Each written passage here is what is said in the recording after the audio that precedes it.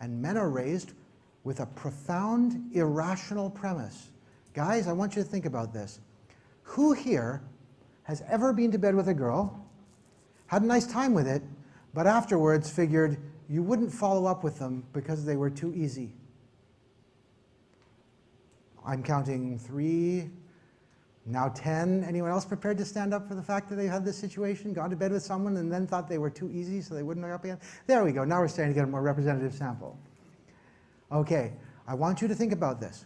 When you meet a girl who likes you, not because of how you've been able to bullshit that you might be, not because you've been able to posture yourself as your very best, not because of the ways in which you've been able to exaggerate yourself or feature your highest value propositions, but rather because she likes you. She likes your look, she likes your scent, she likes your choice in clothing, she likes your friends, she likes the place where you are, she likes the way you smile at her, she likes your sense of humor. For whatever reason, she likes you and doesn't make you jump through hoops and just decides she wants to go to bed with you. That's the perfect girl. That's a girl who likes you for you. You have not had to pretend you're anything other than you are. You don't need to keep up any bullshit. You don't need to posture. You just get to be you. But in our cultures, we are taught you should never belong to any club that would have a guy like you as a member.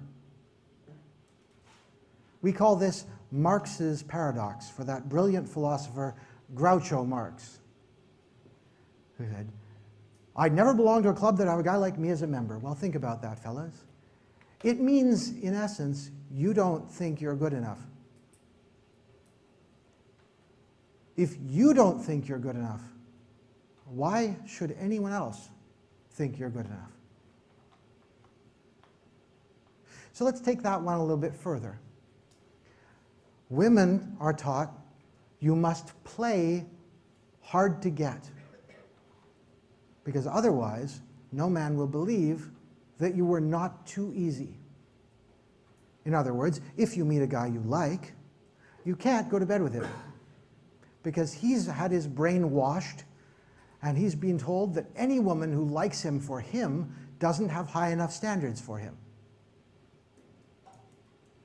Consequently, women must treat every man they meet as though he's lying all the time.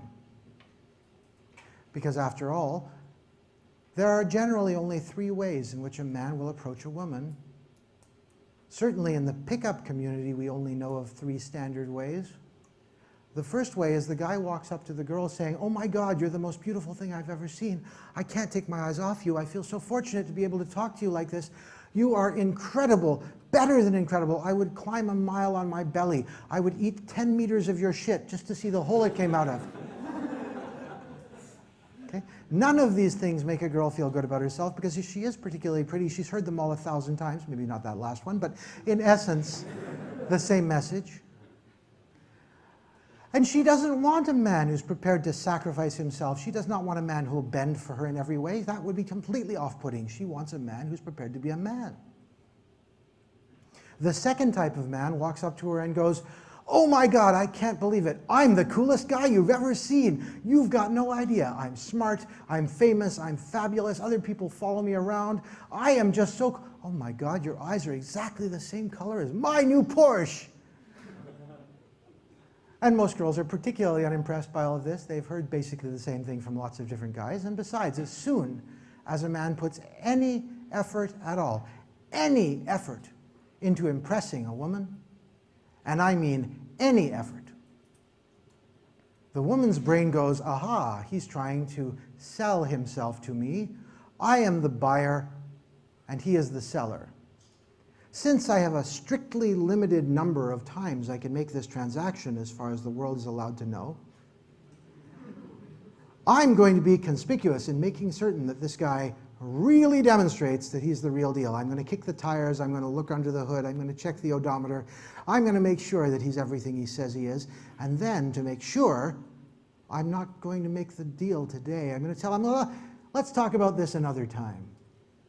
And I'm going to think, ooh, I would have really loved to have made this transaction, but I know if I did, then he'd just leave afterwards. So I must play hard to get, which is a loser for men and a loser for women at the same time. So instead I say, the entire dating ritual is completely pointless. I don't do it at all. I meet people, I become their friends. If they're male, great. If they're female, even better. If I'm interested in what they have to say, fabulous. These days, if I see someone who is attractive to me, I walk over and I introduce myself. I have the best pickup line ever. I say, hey, I'm Johnny. What's your name? I don't recommend you use this if your name isn't Johnny. It will come out insincere. But it works for the perfect reason. It's because there's no part of me, none, that feels undeserving, no part of me that feels unworthy.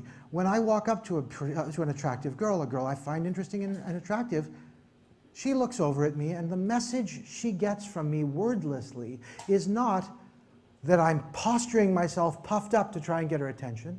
So she doesn't think, aha, he's another guy trying to impress me by demonstrating how comfortable he is in the world, by trying to be impressive. And fellas, if you haven't figured this out, it's important. Anything that you're actively trying to be is something you're not actually being. Okay? When you're trying to be funny, odds are you're not actually being funny. When you're trying to be impressive, I guarantee you, you're not being impressive. When you're actually impressive, people will be impressed without you having to do anything. When you're actually interesting, people will be interested for no reason other than that you're interesting. When you're trying to be interesting, it makes it hard for them to be able to stand you, much less to find you interesting. So when I walk up to someone and I say, hey, I'm Johnny, what's your name? The only message they get is, this is a guy who's not the least bit timid, not ashamed, does not feel any sense of regret or compunction or fear of my disapproval. He's not walking over to me because in order for him to feel valid, I must respond positively. I want you all to think about this. Guys, who here has been rejected by women? Oh my God. I'll tell you, it's been over 20 years since the last time I was rejected by a woman, because in order to be rejected, you have to be offering yourself. Here's a good reframe for everyone. When I walk up to a beautiful woman, I know two things. One is I don't know anything about her. I just know that I like the look of her, so she's attractive to me. That attraction is what's going to draw me to her. I don't know if she's interesting. I don't know if she speaks the same language I do. I don't know whether we can have a conversation. I don't know whether she's a nun. I know nothing about her. I just know that she's attractive looking. I also know something else, and that is that I'm really great. I know that if I met me, I would do whatever I needed to become my friend, because I'm really cool. I'm the sort of guy I would love to have as my friend. I'm completely worthy of my friendship. Because when I think about myself, I think, all right, and I want you all to take a little time and work on this, male and female alike. I want you all to think about this a little later. Make this a project for yourself. I want you to think, if I were to meet me by a different name, in every way the same history, same experiences, everything the same. If I met me, would I be interested in knowing me? Would I want me as a friend? Would I think, yeah, but I'm such a bullshitter, I couldn't have that in a friend? Then think to yourself, why do your friends have you as a friend if you're that much of a bullshitter? Are they just unaware of it? Figure out what is wrong with you that makes you not want you as a friend and fix it. That should be project number one. If you're not good enough for you, why would you imagine you're good enough for anybody else?